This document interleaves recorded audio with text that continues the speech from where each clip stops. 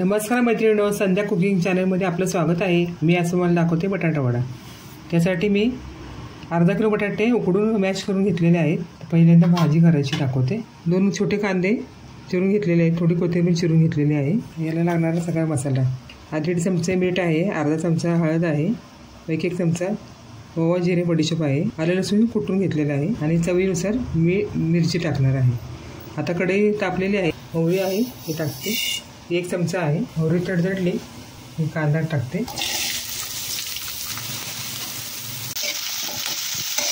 आता लसूण वाले टाकून घेतो, पोहे टाकून घेते। मध्ये हळद मीठ मॅश केलेला बटाटा सर्व टाकते। 1 चमचा मिरची मसाला टाकते।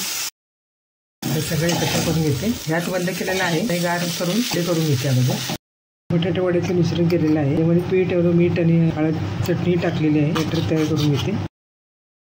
या चालू करून कढई ठेवलेली आहे, खाण्यासाठी तेल टाकते। थोडंसं पाणी वाढवते, याचं बारीक करून घेते। वडा करून घेतलेला आहे, असं हे टाकते। पद्धतीने थोडे सोडून घेते।